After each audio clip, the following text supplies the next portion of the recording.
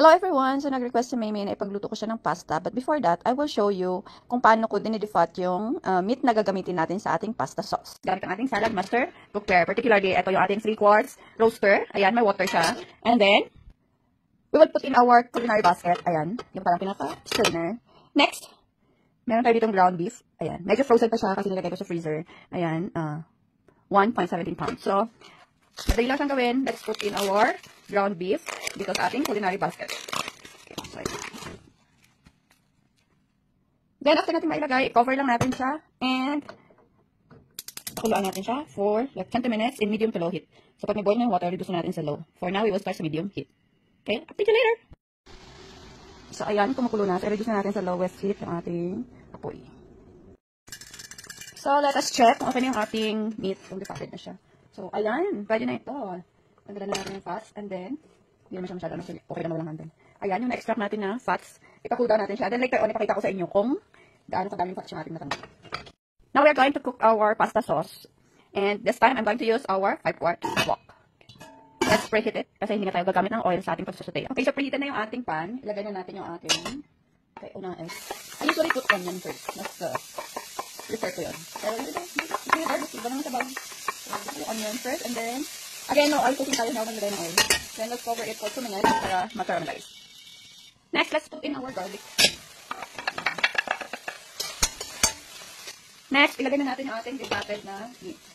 Ayan.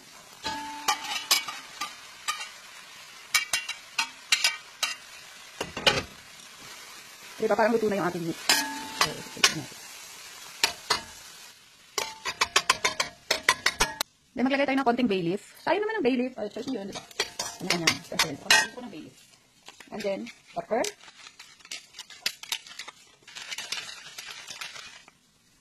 Then, meron tayong bell peppers. Red bell peppers. Nahiniwan natin ng liit.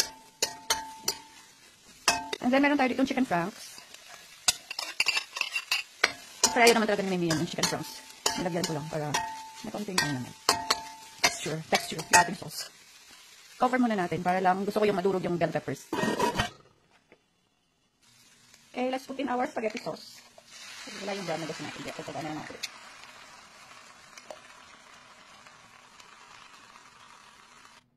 May natira pa tayong konting tamis anghang na ketchup. Lagyan na natin.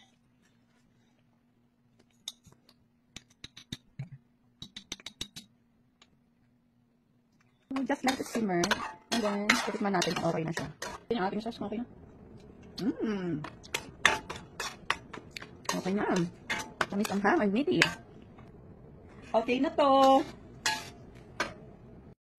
Ready na yung ating pasta. So, lagyan na natin ang ating sauce. Ayan. Baked mac sana ito. Pero no baked macaroni ang magiging kalalabasan. So, yan, lagyan na natin yung sauce sa ating pasta. Mix na natin.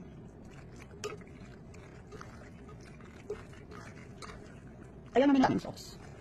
Tama lang. Generous enough. Pwede na to. I have something for you. What will you say? Thank you.